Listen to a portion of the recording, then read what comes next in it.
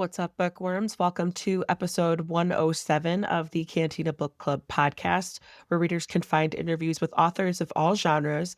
I'm Megan, self-proclaimed content queen, here to bring you insights from the authors themselves. Each week features a Cantina conversation with an author. Sometimes they're returning guests, and sometimes it's someone new. Please be sure to hit that subscribe button so that you never miss out on an episode, and feel free to browse through existing episodes so that you can catch a previous interview about a book you finished. Today's episode features a chat with Kalla Harris talking about her book, The Ground That Devours Us. That book is available now. Such a fun chat with Kalla. I loved bouncing ideas back and forth about our survival skills and our likelihood of surviving post-apocalyptic or dystopian environment. So it was really funny to kind of exchange ideas about that. Now, some spoilers might pop up in these conversations. Usually they don't. I try to be spoiler free, but they're more enjoyable if you've read the book anyway. So if you don't know why Kalla and I think that people need to reconnect with Spike from Buffy the Vampire Slayer, hit pause, add this episode to your playlist, go pick up a copy of The Ground That Devours Us. This interview will be here when you're ready. Just a heads up that I often use adult language to express my feelings towards these authors and their work, whether the characters need to get their shit together or I am saying what the fuck to the author for making me feel things. Just please be mindful around listening ears. Also, happy October for all who celebrate the spooky season. Halloween is my favorite holiday, and all the episodes coming out this month are centered around books that fit that spooky vibe. Books coming out this week, the week of October 7th. We've got Brandishing Balance by M.E. Thornwood. That actually came out on October 3rd. It's the third book in the Devil Psycho's Motorcycle Club series. And if you're into dark romance and some of more of those kinky, taboo storylines, subject matters, all that, you're going to want to check out her writing. Today, on October 7th, Sister Creatures by Laura Venita Green came out. It's a pretty cool story, and when you're done with that, you could check out the interview with Laura that I posted just last week. Got Snow Kissed by Rayanne Thane. This one's cute, holiday vibes, fake dating, rom-coms, very much a closed-door romance, and I've got the interview with Rayanne coming up soon. The Betrayal by Heather Ogden, and In the Dark by Chelsea Curto. That's coming out on October 8th. And now a word from Crystal Hope, founder of the book podcast Connection. Hello, listeners. My name is Crystal Hope. I am the host of Must Love Books podcast and the organizer of the book podcast Connection. The BPC is a networking group of over 100 book-related podcasts, from fantasy to romance to horror and every genre in between. There are even podcasts for authors and writers. Check us out on Instagram at Book Podcast Connection or at www.bookpodcastconnection.com and discover your next bookish obsession. And there you go. I definitely recommend that you guys check out a Book Podcast Connection and all those cool bookish podcasts online. But without further ado, get ready, grab your favorite drink. Here is Kalla Harris. So today we've got Kalla Harris. We're talking about The Ground That Devours Us. That book is available now. Kalla, thank you so much for joining me today. Like I briefly mentioned, I love this book. It was so cute, and also just the world building and our main characters, and I don't know, something about young adult is just magical all in itself, and then just add hot vampires and love story and all dystopian vibes. Can't go wrong. I'm excited to dig a little bit deeper today. Yeah, absolutely. And thank you so much for having me on here. I'm very excited to chat about all things vampires and maybe the particular hot vampire that I plucked out of my own head. Perfect. I know, when I see I was on your Instagram, I saw some of the on your website too. I saw some character art. I'm like, oh yay! It's always a nice touch to see in your head, and then seeing. There's something about character art that I think readers just flock to. It's a nice little treat. Yeah, and he's blonde. Justice for blonde love interests. I feel like everyone's, no, we can't have a blonde love interest. Yes, we can. Okay. Yeah, right. I'm bringing it back. I was going to say, wasn't Spike a whitey white and blonde in Buffy? It's yeah, come on, channel your 90s Buffy Slayer vibes, right? Yeah, exactly. I think some people just need to watch. Maybe they haven't watched. I don't know. Probably. If they haven't, they need to. Exactly. You guys just don't know, trust us. Right. So to get started, can you give, and then we'll try to, the book has been out for a little bit, but we'll try to be spoiler free anyway. Could you give a summary so that people can follow along? Yeah, so The Ground That Devours Us is a young adult dark dystopian fantasy that follows Ruby Clemens, a vampire hunter in training. She lives in a human compound in Charlotte, North Carolina with her sister Ripley. And unfortunately, on the last training mission that they are on before they turn into, or kind of transition into full-fledged hunters, her sister is turned into a vampire by X, who is this bloodthirsty and monstrous vampire who is plaguing the city they live in.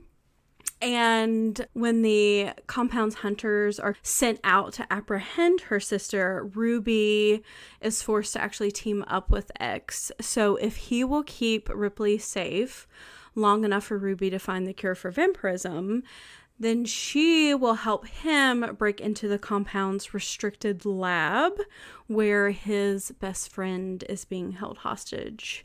And so their reluctant alliance propels the plot forward from there.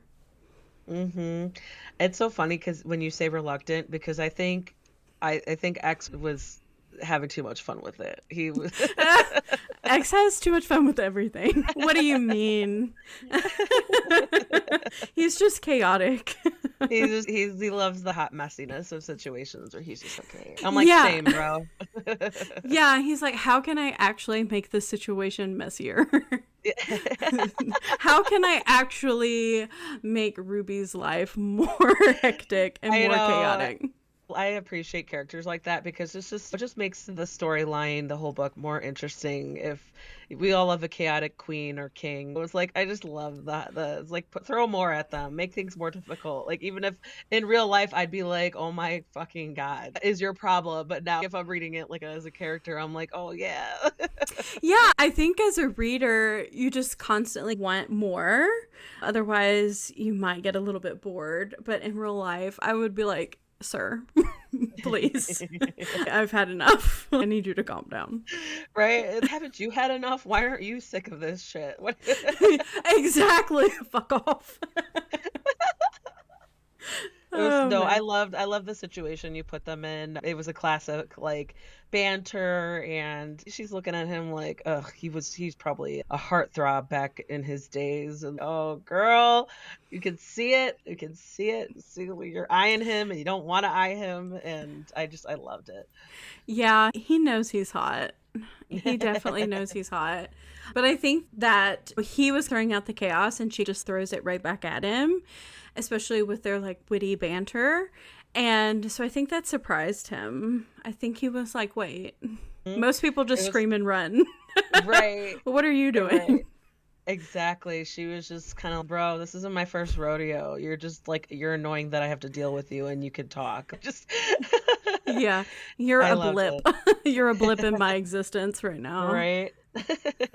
So this was your debut. Congratulations. I want to explore your background, either personal or professional. Like, what led you to bringing The Ground That Devours Us into the world?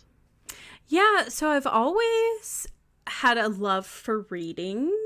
Just in general, my mom read to me when I was a kid. It was funny because she would be reading full-length novels to me because I was just so obsessed with books. And I would be like, please read more to me. No, it's bedtime. And so that love for reading kind of kickstarted my brain into thinking like, okay, but what if I could do this? And so I started writing in third grade, and it was just very much just for fun, for pleasure. And I stuck with that for years and years. And it wasn't until the pandemic hit and I was at home and my mental health was not the best. And so I wanted to jump into this character whose world had also just flipped upside down and who was also experiencing grief like I was, and to explore how someone who has become a hardened individual can transform throughout a story. And it's actually funny. I had this snapshot, and this particular scene didn't make it into the book, but some of the dialogue did. And I had this just original snapshot of this teenage girl who was running for her life across this abandoned like parking lot for a high school, and just the whole city was destroyed, and all of a sudden this monstrous creature crawls out of the ground, except for he's in the form of a human and he's kind of cute. But he's extremely angry at her because she has done something to betray him. And she hates him. There's very much like this tension between the two people. And they fight to the death. And so that was like the original first little kernel that I had for The Ground That Devours Us. And it's changed over time. But I had that during the pandemic, and so I started writing it, and I had all this free time, so I thought, why not? And from there, like we just we went down several edits, and the book has changed since then. But I think at the heart of it, like I love that I still have some of that dialogue from there. So Yeah, I think it takes what it takes, right? It emerges however it does, and what you'll create what happens will happen. For lack of better words, it's just because I think, how authors, even seasoned authors, experienced authors, go through the same thing where they know that they have this idea, and then through the process, like it gets better, and you expand on things, and you build on things, and because you have to go like through the tip of the iceberg, you have to dig underneath, under the surface. That's all the juicy stuff, all the meat and potatoes, whereas where the appetizer is kind of leading you to, so to speak. I'll rant and I'll get off on tangents about this, but it's just from a reader's perspective, as I'm sure you understand, and now that you're on the other side of it, that you are a published author, so the other perspective of the work that it takes, and the creativity, and all the steps along, where you may or may not have a lot of cooks in the kitchen who are putting their feelers and their suggestions and their edits into your story. But it's really like you have to trust that process. You have to trust what it takes. In general, I think it's just, I get a little excited for it. There's a certain magic to it, and the fact that you put a YA perspective for this particular story. I'm thinking, like, if you went adult with it, you could have gone adult. You could have. I kind of want to explore that too. So, did you originally see it as for that age group, or did the voice just come to you, or Ruby just like, no, this is our story, kind of thing? yeah, Ruby's voice was immediate to me. She's very snarky. She's very sarcastic, can throw out like a one-liner with the best of them. But I think I knew that I wanted this to be young adult, but I knew also that the book was going to be pretty dark, just given the themes and the setting and the characters' backstories and the plot in general as well. And so I really wanted to kind of balance that out with a lot of comedy. And it just felt right for it to be YA, because it was also very much coming of age, which I think is a very huge theme in young adult. And Ruby is very much coming into herself and finding herself, because she really hasn't been able to recognize herself in the mirror for a very long time. And so it's this exploration and this journey of her finding who she really is. And I think that as teens, I'm not a teen anymore, but I was. And I was very much trying to figure out who I was, and still am, honestly. But I think also all of those emotions are so heightened and so just very visceral. And I think that you can get that in the characters too. Everything is the impulsivity, the anger, the joy, just all of the like the rash decisions they make and all of that. I think that it very much felt like a young adult book to me. And I definitely could have went darker with it. And I think that if I would have, it would have been adult.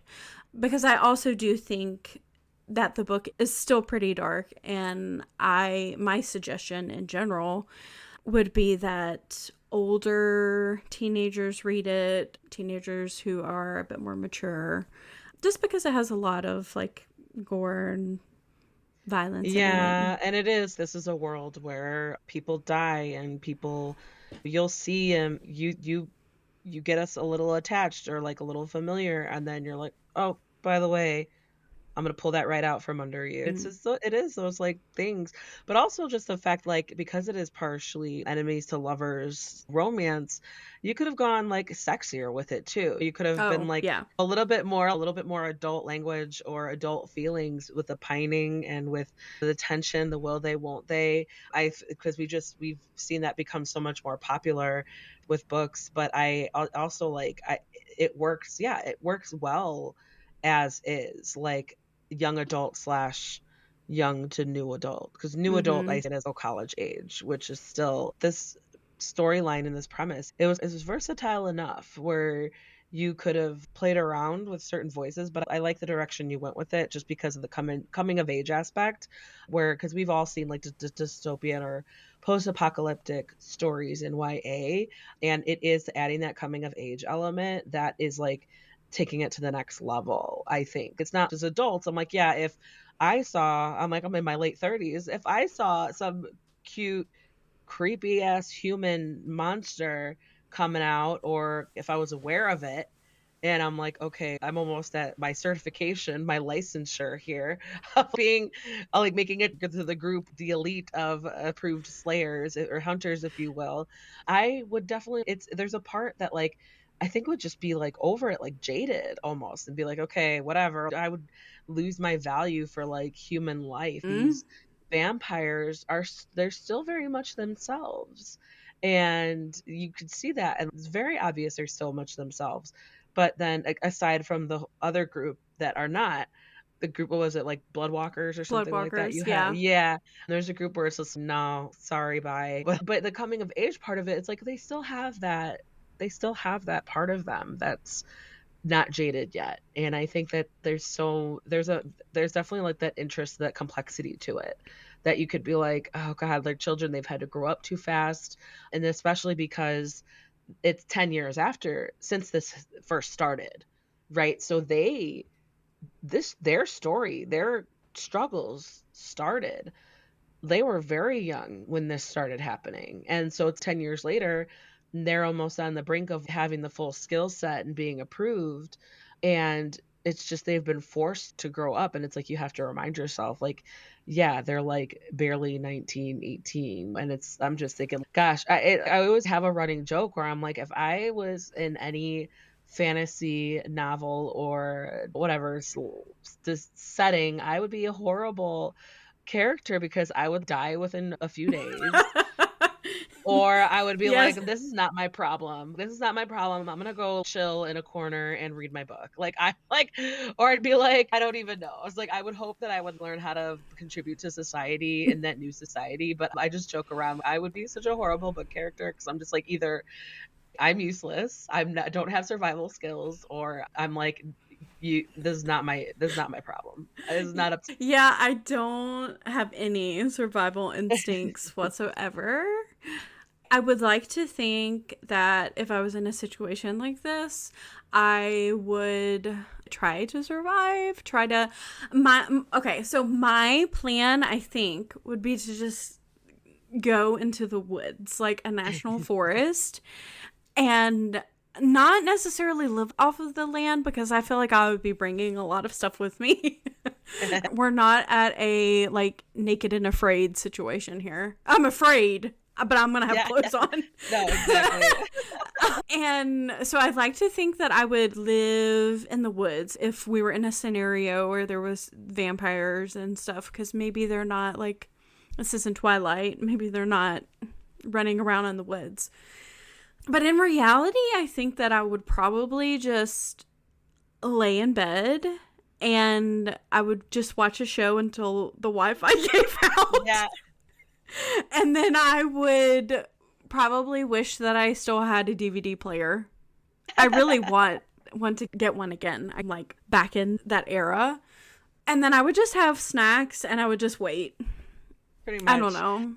I think like it reminds me of Woody Harrelson talking about whatever zombie movie he was in. I forget what it was with like Jesse Eisenberg. I don't know why I'm blanking on the title, but he was Tallahassee and he was the badass zombie killer. And he was basically like, no, in real life, I'd be hiding in a closet somewhere.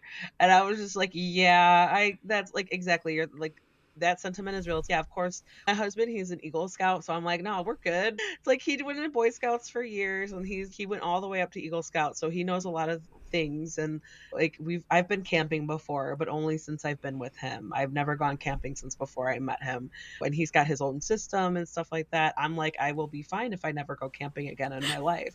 I go because we have 2 kids and I want them to have those experiences. And I know that it's fun for them and they're boys. I'm outnumbered. But I'm like, I'm the type of person who is so comfortable. I'm like, okay, if we all good. You don't need me. I have my book. I'm going to go chill by the river. Like, I'm just going to go, or I got my drink and I got my book. And if there are friends here, whatever, we're just going to make s'mores by the bonfire. I'm not out here being mountain woman or like Viking survivor or anything like that. So you're not chopping down wood.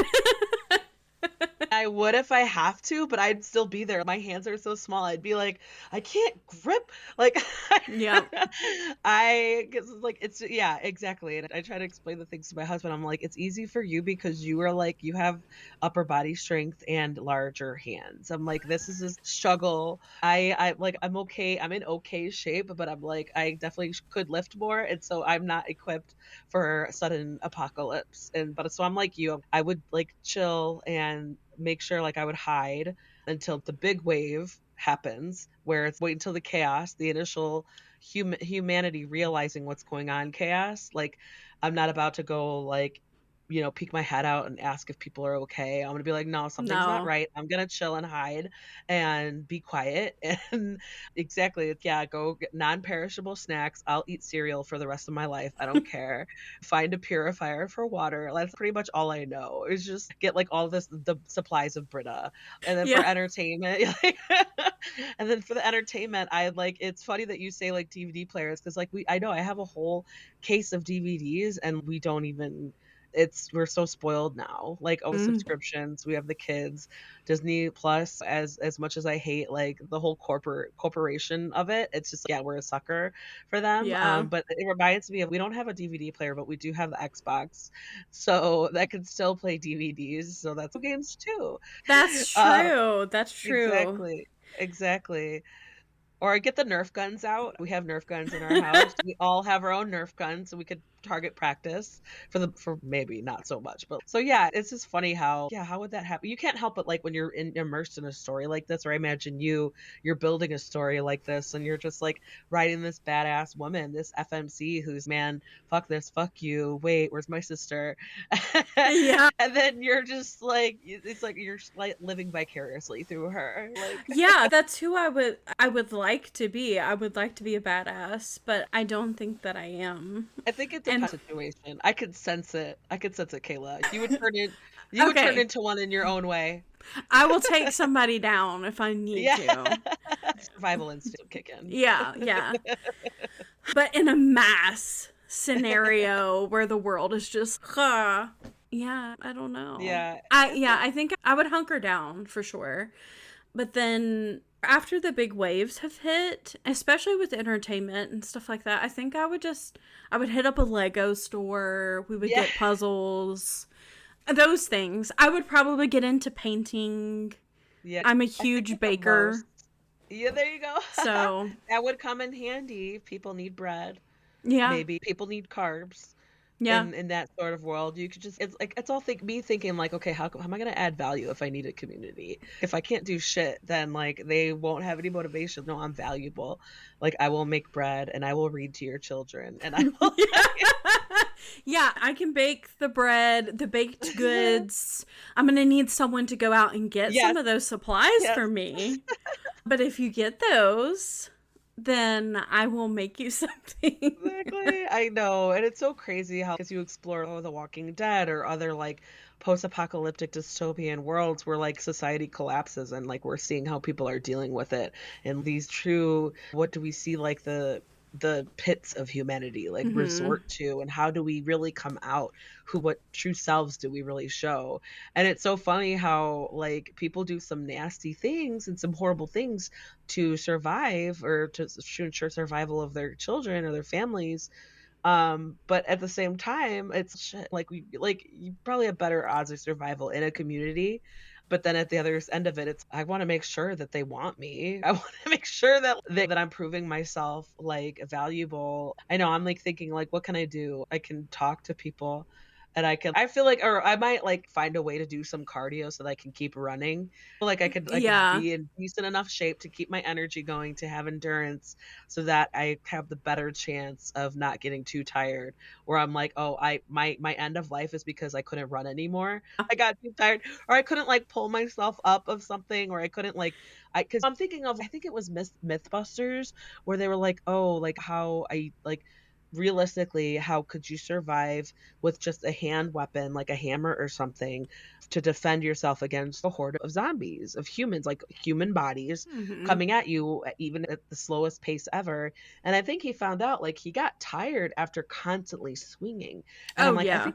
I think it's some of those things that like we don't really think about. It's like you have even again with scarce resources that you're gonna and living off the land a little bit, you're gonna lose weight or you're gonna get in shape, you're gonna tone muscle, but it's the endurance, right? It's like the constant, like how long are you gonna last to get away?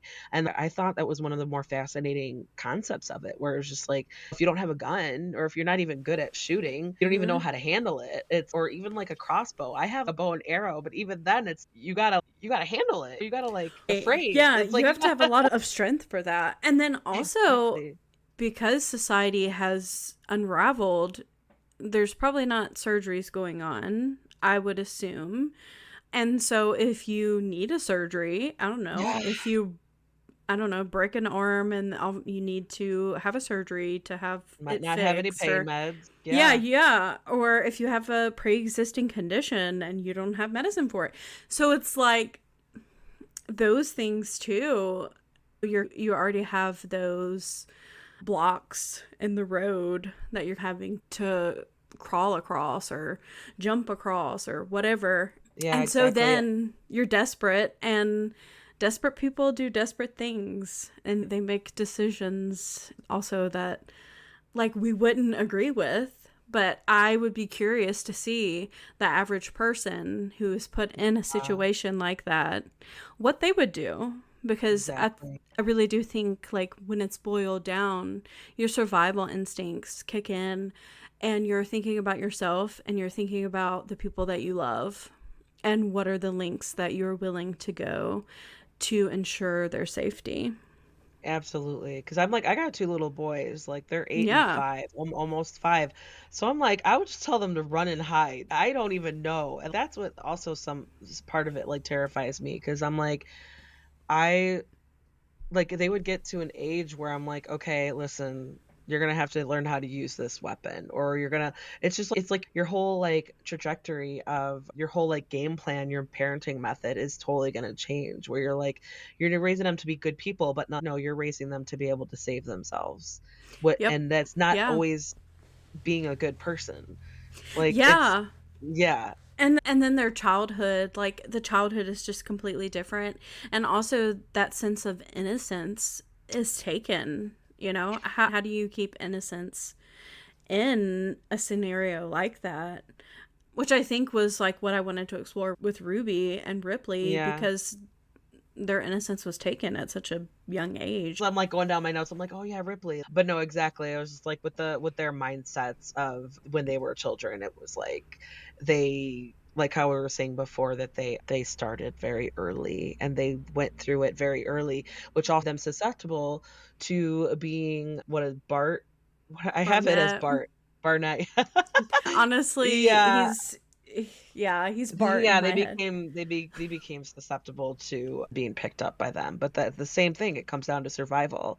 Like, they trust him because they knew that this was, maybe not super consciously about it, but they sensed their survival instincts kicked in and was like, "Oh, this person Hmm. is gonna, something about him, he's gonna look out for us, or this is where we need to go to be safe or to have the tools that we need." And even though, what, at age 8 or 10, they didn't really, they can't articulate that, but then that's what ended up what happened, where they can, it was like that underlying primal instinct that was, okay, provider, or Yes.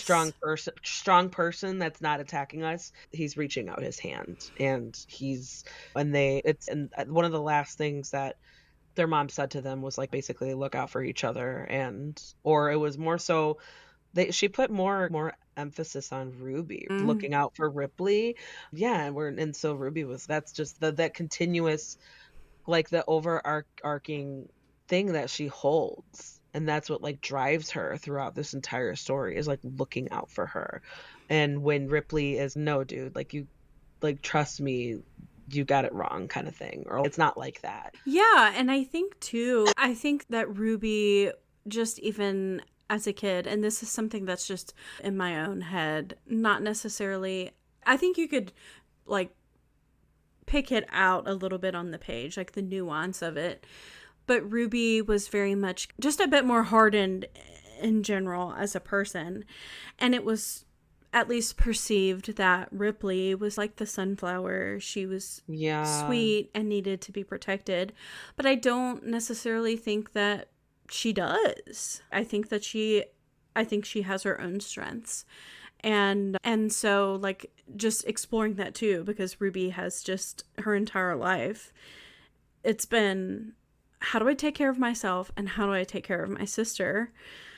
And that like sense of failure also when something does happen to her sister, when she is turned into a vampire, something that she has been taught to hate. And so that downward kind of spiral that she has, where it's just like this tunnel vision of, I need to save my sister. I need to save my sister. My sister is not my sister right now, but I can bring her back. I can do that.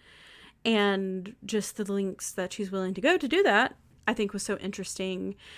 But if this was in Ripley's point of view, maybe it would have been a lot different. I was gonna say, how fun would that have been for you? Maybe that's like a little novella or POV chapters that you can, between her and X. I would love to have seen their POVs in any, because yeah, getting Ripley, getting like the inside scoop, and the scoop that nobody sees, or at least that we don't see, Ruby's point of view. And then X's, almost similarly, Ruby doesn't get that point of view. Nobody on Ripley's side gets that point of view, but then seeing his, because he is like a complicated character and Mm-hmm. he's like multidimensional. And I love that, like, we always want the multidimensional characters. And even if he is like a perceived villain or a perceived bad guy, I'm still like, if he was a woman, I'd be like rooting for him harder. I'd be like, I'm always a proponent of like female rage and female messiness and toxicity. Even if you're wrong, I'm like, no, man, fuck the world. Like, you do what you got to do, girl. Like, I am still, so just like, even that's like also an interesting point of view that you could like play around with at any time down the line. I'll give you free ideas if you ever like want to boost your story up a little bit. You can like Yeah. little chapters here and there from their points of view, because I think that would be so cool and fascinating to like, because it takes a while for Ruby to get there. It takes a while for Yeah. her to get there. Yeah. Oh, yeah, for sure. And that was specifically, I think that was something that I wanted to do because she has spent 10 years being essentially just manipulated and Mhm. twisted. And that is not something that just snaps back. Like, you can't just forget that. And you can't just, I think, say, okay, I'm going to change from that and do that. Yeah.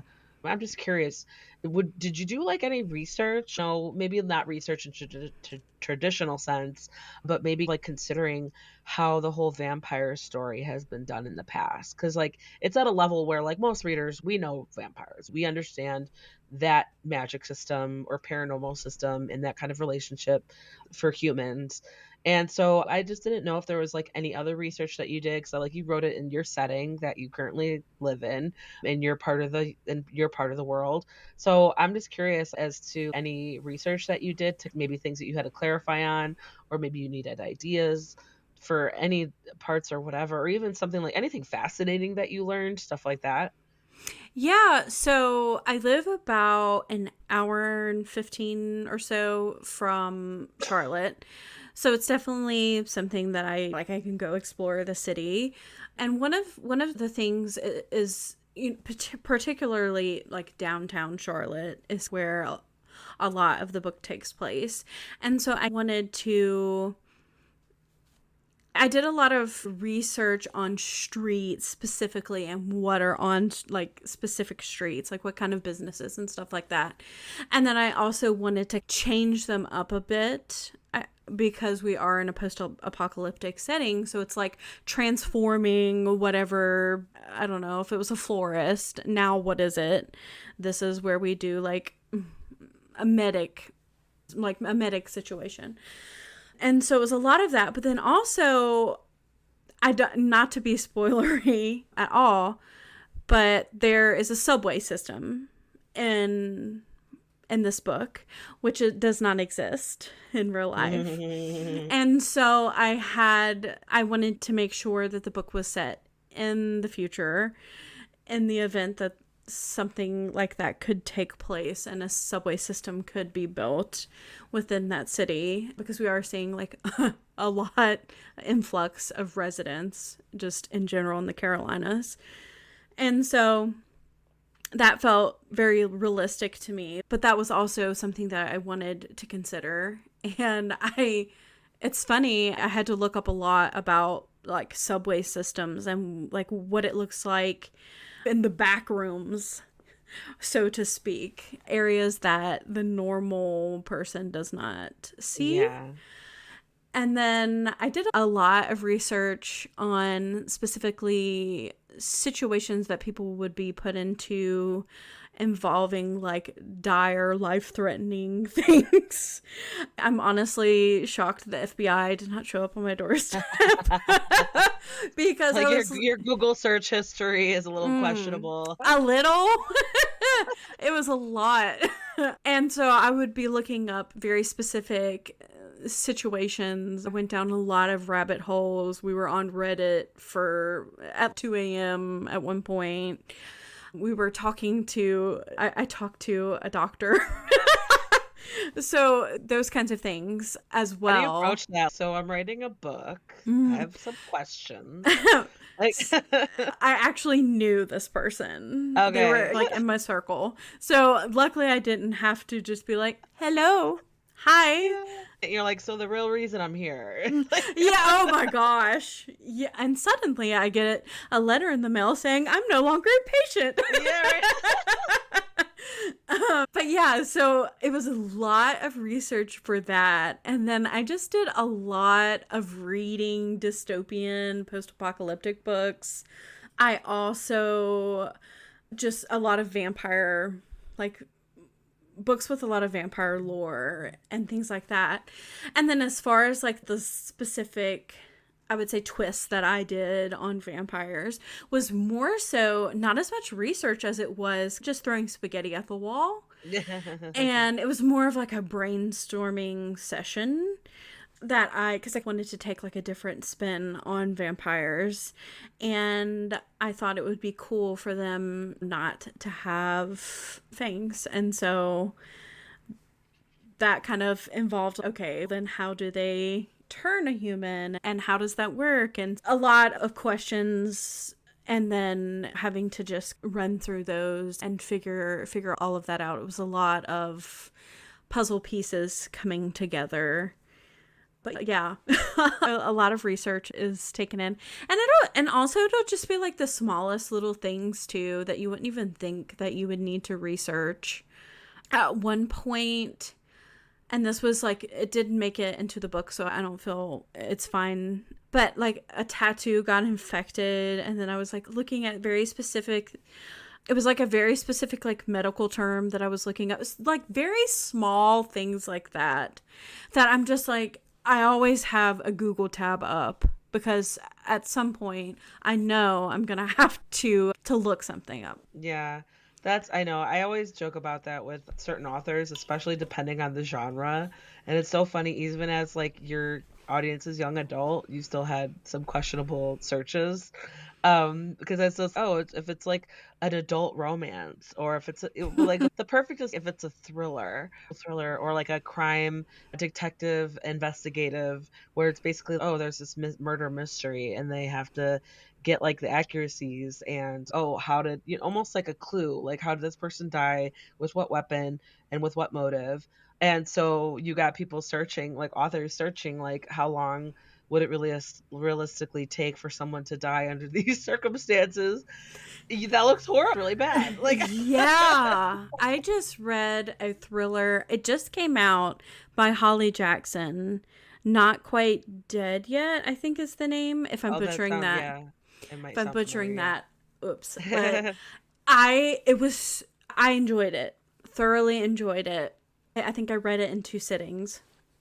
But, and I won't go into any details, but I know Holly either had a doctor that she spoke to at great length that's in her inner circle, or she had to reach out to someone or something, because there was a whole lot going on, that it was like a very specific scenario. And I was just like, I know she had to research. I know she had to reach out to someone, unless she's like a doctor herself. I don't think so, but what do I know? But it was very specific. And I remember looking up and telling my husband, wow, Yeah. like the amount of research that had to go into the specific thing that was like the mystery part of the thriller. Yeah. So, if And anybody wants to, yeah, what was the author name again? Holly Jackson. Holly Jackson. It's Not Quite Dead Yet, I think, by Holly Jackson. Okay, because then I want to promote. We're here to promote your book, but I can also in case somebody wants to check it out. Yeah. And this is something, and thank you, I will promote my book at any time. But I think of other authors like not as competition, but just as like colleagues. And so I'm always happy to just yap about. And I imagine you guys there, and you're like, there's a camaraderie there. There's a level of understanding there that it's like deeper. Like it's unique. Like only fellow writers, fellow published trad or indie understand about like your goals, your struggles, your process, picking each other's brains, or just like ruminating about, oh gosh, this and that and the other. And so I love that, because I do at least one interview a week. I do my best to keep it to one a week. Otherwise, like I could do, if I weren't so worried about making sure I finished the book before I talk to you guys, I would do these much more often. But I know that it's just such a better conversation if I've actually read the book. And so that's why so I love noticing the commonalities and the sentiments that you all share, like across genres, across audiences, across experience levels. You as a debut author versus someone who's has 10 or 20 published works under their belt. A lot of it's the same emotions and struggles and challenges and lessons learned, even like things that I always ask as a debut author. I say, oh, what was your experience with your debut? I might ask an established author, how was your experience compared to your previous ones? I think there's just always something. I think that's like what I think is so cool about like just the writing industry, the publishing industry in general, especially just how much it's just boomed and changed in the past like 5 years. I want to say, I don't know, I don't want to say, it's like funny that you say COVID, because a lot of people I spoke to were like, this is my COVID baby, this was my COVID novel, where it's just That's what no, I'm not gonna get in touch with myself. I'm gonna learn how to bake bread. I'm gonna learn how to Yeah. learn how to write a book, like, stuff like that where I think it's amazing, like, how we all went through this collective experience in different parts of the world, in different, like, financial and social situations, and we all I love hearing how people handled it, and that was for authors, they were like, "Yeah, this was" even some of them were like, "I'm sure you get this a lot. This was my COVID book. This was Yeah. my" like, especially one thing I think of is, this is a extremist example, but, like, with Brandon Sanderson, when he had the whole Kickstarter campaign, Mhm. and he was like, "Oh, by the way, I'm working on 17 different projects in this span time," and I'm like, "Bro, do you breathe?" Do you sleep at all? Because you're and his wife is all in on it. His wife is, I think, a CEO of, like, their nonprofit foundation. Like, she's in on it, and I'm like, they're such an amazing power couple. I'm going to Dragonsteel Nexus this year. I'm so fucking excited. Like, I am like, "Oh my god." Like, I'm just gonna fangirl so hard, and I'm, like, trying to keep up, like, "Okay, I'm gonna spend way too much money. What other authors are gonna be there?" Yeah, I love that. I love that so much. Yeah, I think all of us just traditionally publish, indie, everyone. Your journey might be different, but like at the end of the day, we all sit down and we write, and stories fall out of our heads, and it might not be the story might not be fully fleshed out as we put it on the page that very first time, but I think as we go we learn and grow, and with each book we learn and grow as well. Yeah. And so I think that no matter if you have one book out or you have 30, I still think that at the end of the day we're just authors and we just enjoy Yeah. doing what we You're do. artists. And yeah, And you're yeah. doing yeah, and it's a different type of yourself that you're putting out, and it's really yeah, there's that I love it, I love it. I'm always gonna be like, I have a friend who is a self-published author, and she writes dark romance with, like, the real taboo Hmm. kinks, and that's at this of all the subgenres, like, that's a subgenre of I love romance. I feel like we eat that shit up, right? Oh Everybody, like, yeah.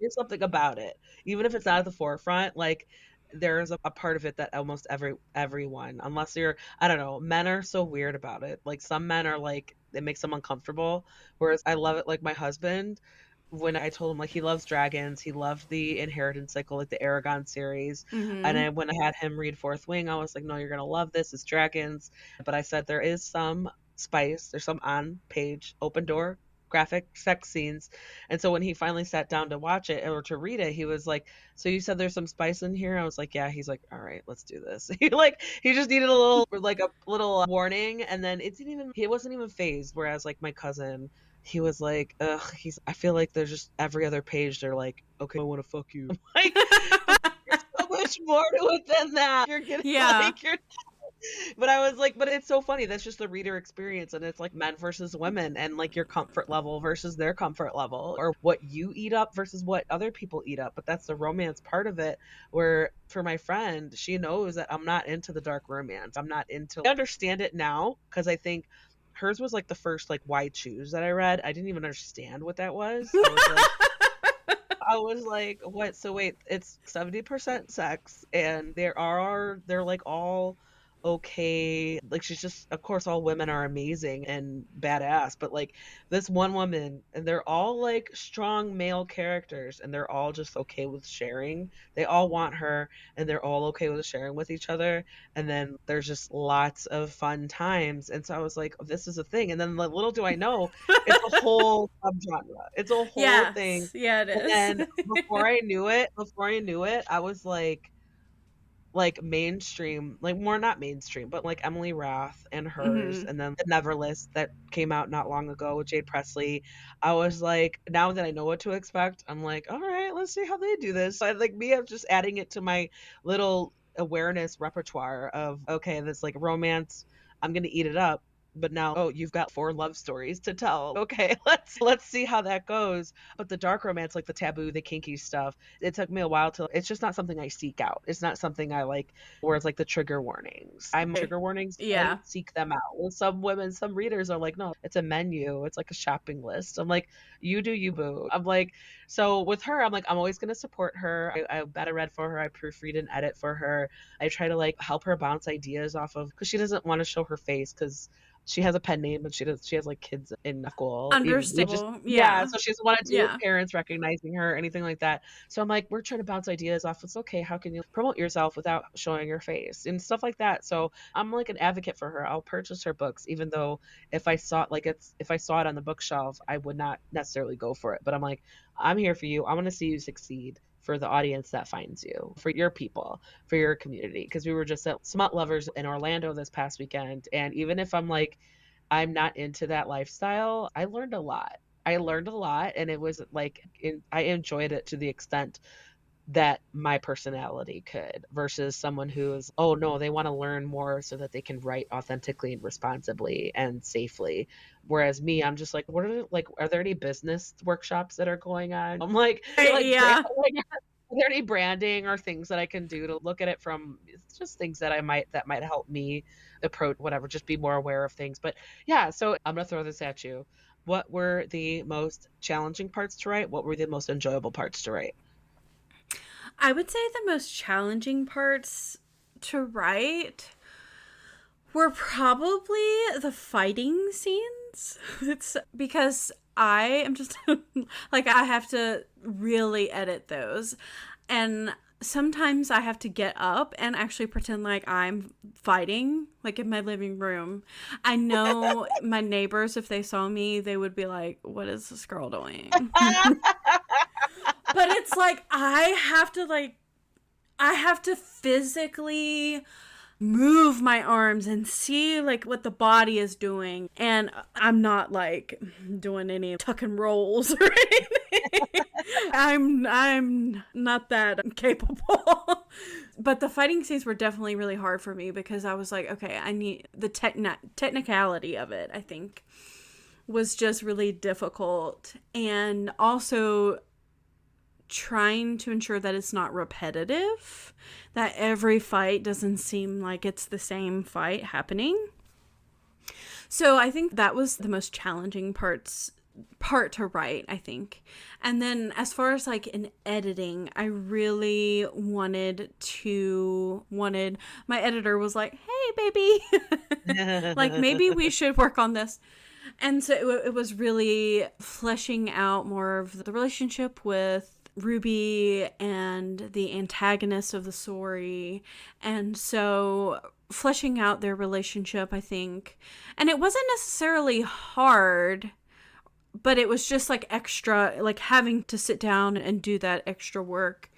And then the easiest and probably the funnest parts were it was truly the banter. I really love like the back and forth dialogue, just like the fun one-liners, and of course like the romance.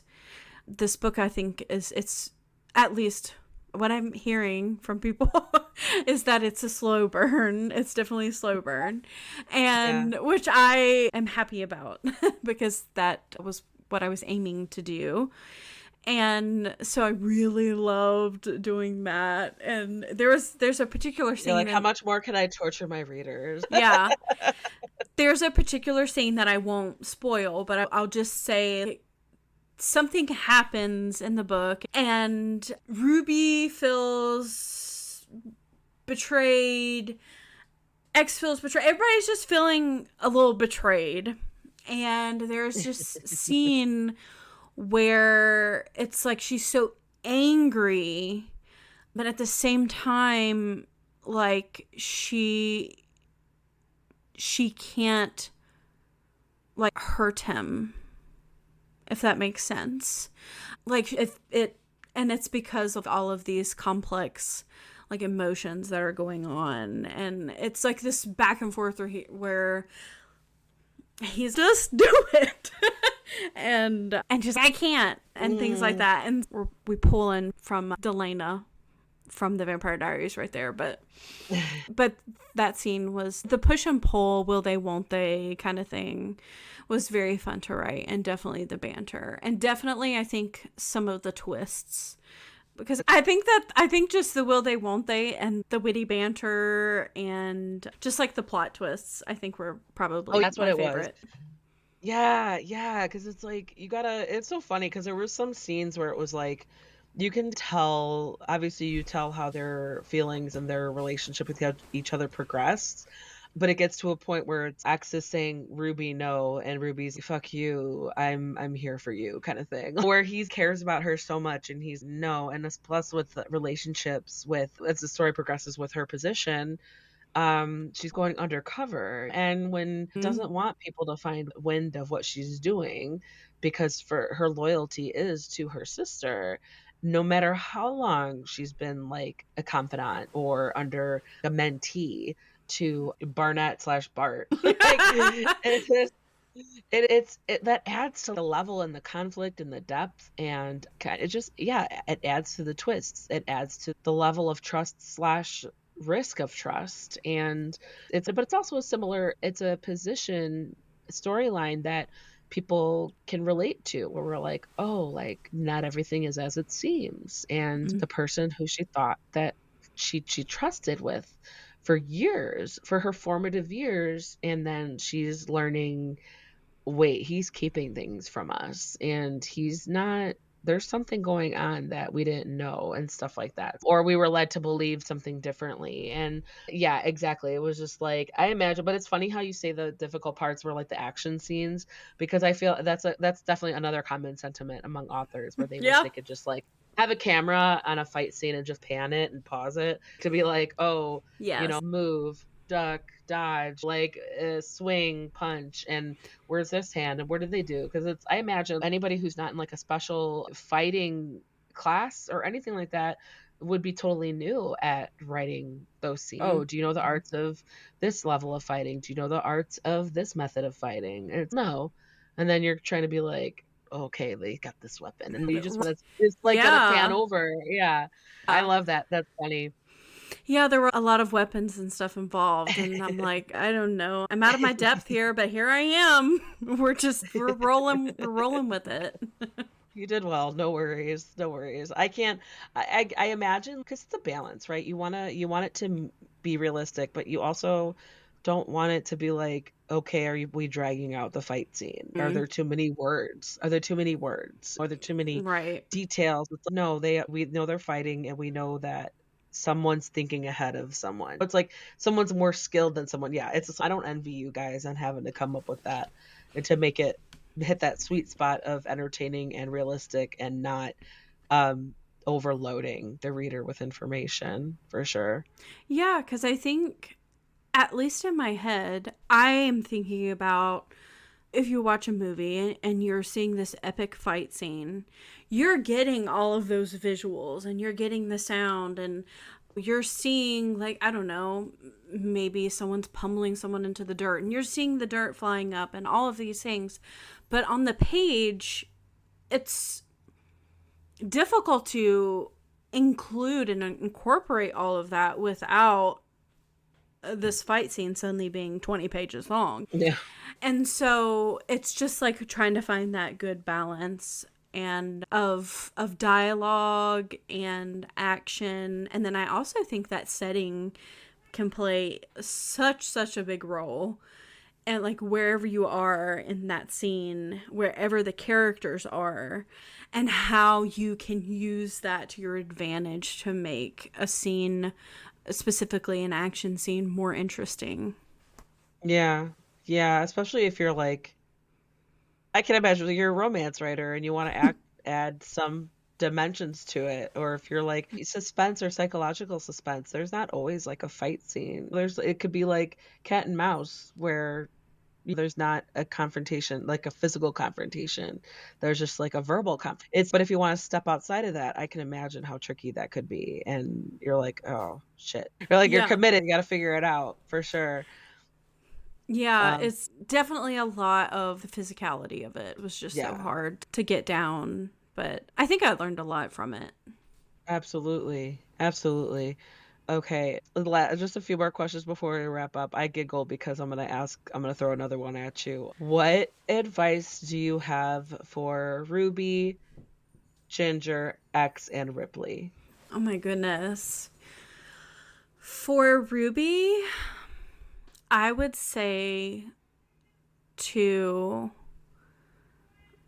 I would say letting your walls down does not make you weak, and to lean into the vulnerable sides of yourself more, because when you put your walls up and you don't allow anyone in, you're suddenly alone. And specifically in the world that you are living in, you can feel very lonely. And if there are people that care about you, let them. And I think for X, I would tell him that it's okay to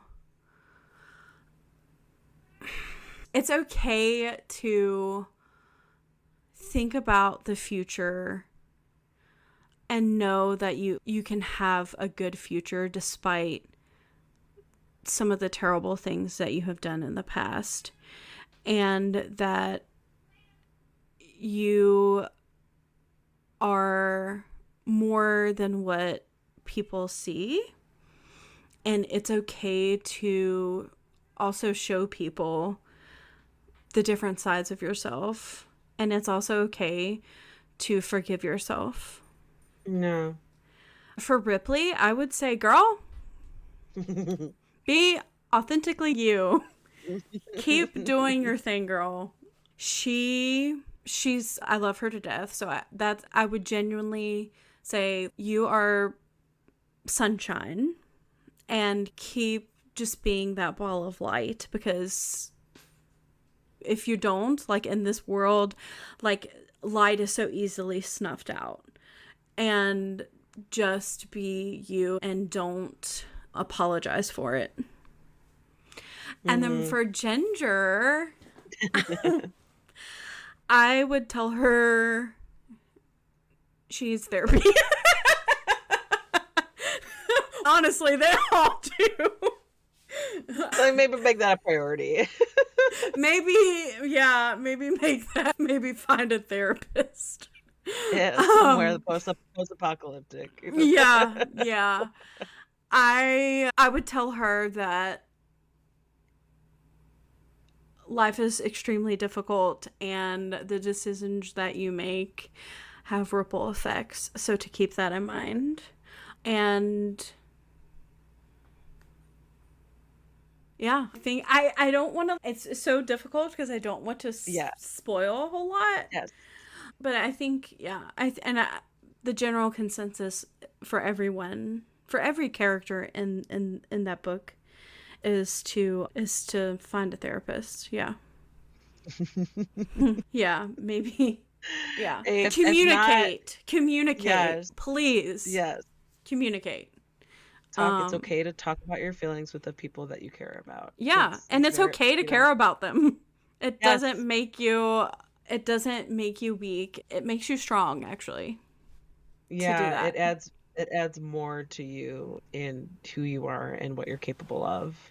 But it's I could totally see that's the kind of the complicated part, is like it could be seen as a weakness because people are like, oh, they're going to use you against me. But it's no, that just like shows it can add, okay, it's like your move. What are you going to do about this? How far are you going to go to save? Because it's like this, your shred of humanity, and it's so important to like keep those parts of you in such a messed up world and setting where it's like there's so many people who have thrown it out the window. You gotta keeping it is strength. Throwing it away is you're trying to get rid of something that, oh, it's one less thing I have to worry about. Or it's a pretty big thing. It's pretty significant. And no, I know, yeah, I totally appreciate that. Are you planning to continue on with this world, this story, or are you working on anything else that you're allowed to talk about? So I will never say never on working on this world in the future. I am working on a different book that I can't talk about too much, but I can say that it is a young adult novel, and it is very much Kayla coded. So you have a complicated, like very complicated, layered characters who are angsty. The setting is quite different, but I feel like it's still very much me because the setting almost feels like it's its own character. And you have a friends to enemies to lovers romance. We have a very complex family. So again, like bringing in like the family aspect, and it is, I can't even give away the genre, but I will say that it has a supernatural aspect to it, but it is set in modern day, and it is there. The world has not ended. We'll just say. But yeah, What do they call it? Like an urban fantasy almost, or magical realism or something like that? yeah, so yeah, urban fantasy, but we're more like contemporary, I would say. And the genre is a little, I wouldn't quite call it fantasy. Yeah. And not quite there. Yeah, it's not fantasy, but we do have some spooks in there. Ooh. If that is helpful. But So as far you have a thing for Halloween spooky season topics. right, yeah. Yeah, I'm very much, it's funny. I always laugh about this because people who know me will point it out. I typically am like a bubbly like character, like a person, just like my personality. And my favorite, probably like my favorite fashion style is like the granny sweaters and like 70s prints. And I love bubblegum pink. And it's so interesting because what I write is typically has a darker tone to it. Yeah. I don't know why. It just scratches an itch in my brain. And so this one is definitely a dark book. I don't think that it will be as dark. Of course, I can't. Whatever I say, it might go out the window when it's published. But I don't think that it will be as dark as The Ground That Devours Us in terms of violence, although there'd be some gore. That's all I can throw out there. But yeah, as far as like returning to The Ground That Devours Us, it's not like I haven't completely written it off or anything like that, but I am focused on this book. And I would, if I was to return, I do have an idea for a sequel. I do have an idea for a spinoff featuring a different character, but they both would like take place after obviously the sequel would, but the spinoff would as well take place after the events of The Ground That Devours Us. Yeah. I'm a huge advocate for don't rush things, do things when they're right. Even if on your timeline you're like, no, I need to work on this next. If you got something that won't leave you alone, a character that won't leave you alone, or it feels right, just do what feels right. And it sounds like you're like in it in this next project. So I'm excited I'm going to keep an eye out. Yeah, I am currently on deadline for it. Okay. So we are, yeah. That's why I'm like, I don't want to get you in trouble by making you say things you don't want to say. So that's why I'm like, what are you working on? You don't have to talk about it if you don't want to. But I always like giving people, like, I want to know And then I think it's helpful for other readers to be like, oh yeah, like what do we need to keep an eye out for? Stuff like Yeah. that. And then I'm also on the side, and this is a side project. I have my agent hasn't even seen it yet. It is an adult paranormal rom-com. So we'll see. I have hopes for it. It is fucking crazy. It's a little batshit. It's like, I love it. That should just be the blurb. Like it's a little batshit. It's just a little batshit. Yeah. It is set in New Orleans. I will say that it's set in New Orleans, and I am planning. Actually, will be heading down that way in a month. So I'm excited to kind of like physical walk around. Oh, for sure. Yeah. And get an idea of, I have, some of it is already written. So just like looking deeper and exploring those locations, the locals are probably going to be like, what is this girl doing? Why is she staring so intently at a wall? Why is she taking pictures of a wall? Because I need to know. Have you ever been before or no? I have not. Okay. So this will be my first time. I'm very excited.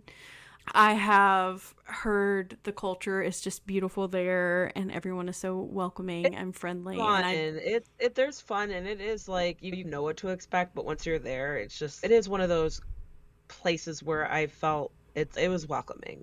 I'll say that. It was welcoming, but if you want the beignets, just you gotta be prepared to wait in line. It's like all the classic touristy spots, unless you find a spot that has the same recipe, good old homey, doughy feel, sweet feel that isn't like Cafe du Monde. You know what I mean? Yeah. So like, that's always the tricky part of like when you want to visit somewhere, you're like, okay, where are the staples? Where's the hot spots? But it's of course the hot spots are like you got to wait in line for however knows how long.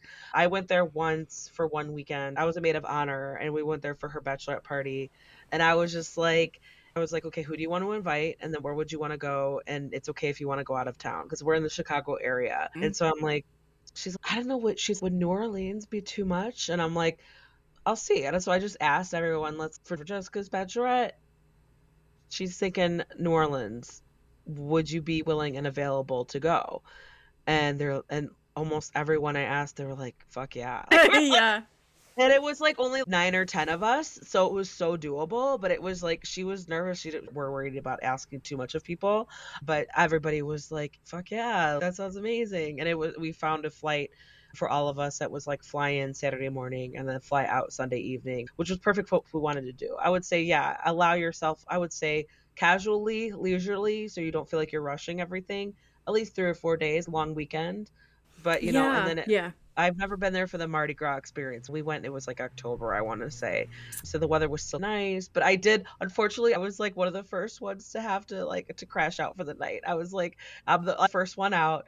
Everybody else was fine. But yeah, I was like, no, I reached the point of, because I was like planning like the adult entertainment, and it was like raunchier than what we expected. It's totally about her. I was like, we're all like trying to figure it out, but it was really walkable and fun and cool. So if you're a part of that where you're like cool with hanging out and like walking the streets with a drink and just maybe people watching, that's so much fun. But also we went out for brunch the next day, and that was also so much fun. And it was just funny because the people who lasted the longest, their hangover hit them like at the worst time. It was so funny. It was funny, but it's not funny at the same time. So it was like, I can imagine. Because we were on that like a steamboat brunch. And so it was like these loud like horns going, and then they're just sitting there, oh my God, make it stop. So it was a fun time, but I can't imagine like you just going at your own pace. And mind you, this was like 10 years ago. So it was like, if you go at your own pace and you're just going there for leisure, but also I would say definitely go and check out the nightlife. Just don't wear flip-flops. And just be careful. I'm an avid I'm an avid researcher, so we will be wearing tennis shoes for sure. Yes. And when you're traveling, keep your items because you just gotta watch. But even then, when I'm in my hometown, it's like whenever I go visit the city in Chicago, like downtown, I always keep my wits about me. It's like you gotta be careful. Yeah. You gotta be careful. Yeah, for Yeah, sure. we'll be there, I think, for 4 or 5 days, but we'll be Yeah. there over Halloween. So I I'm know. very excited.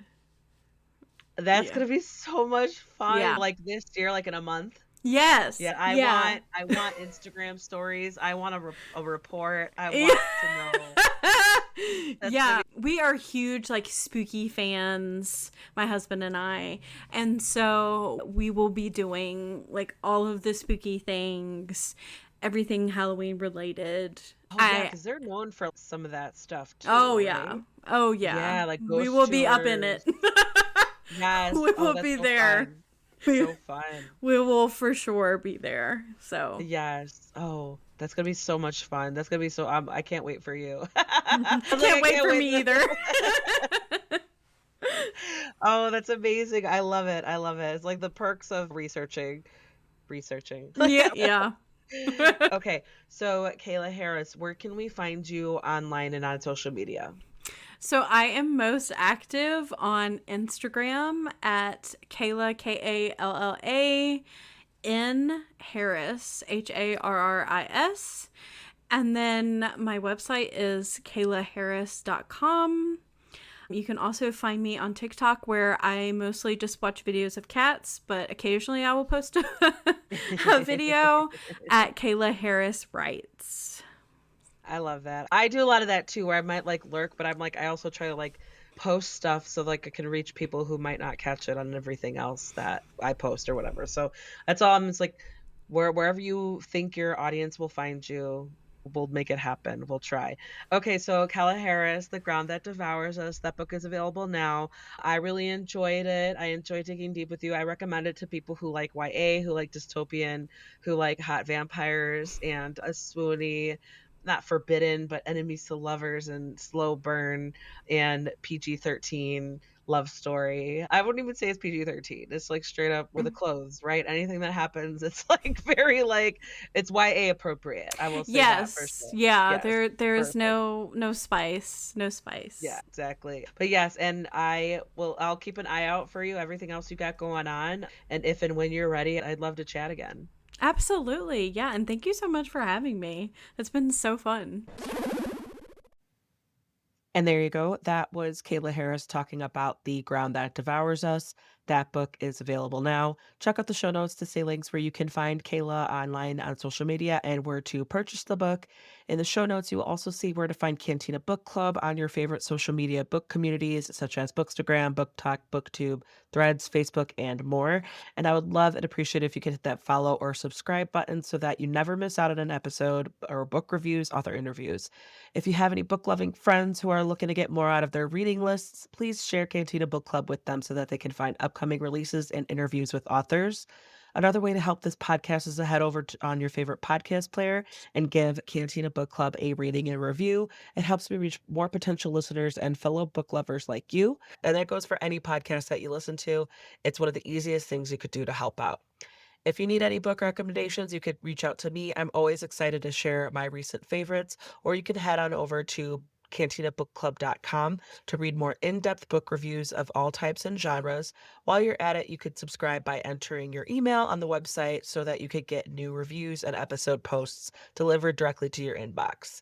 If you want to support Cantina Book Club even more, you could donate by finding the form on cantinabookclub.com. Whether it's a one-time donation or as little as $1 a month, I seriously appreciate all the support and will share my appreciation with you by giving a shout out on the show. And finally, one of the best ways to help authors promote their works is to head over to Amazon, Goodreads, and give a title you've read a rating and review. It's free. It helps out almost as much as actually purchasing the book and tagging on social media. Thanks so much for listening and see you next time. Cheers.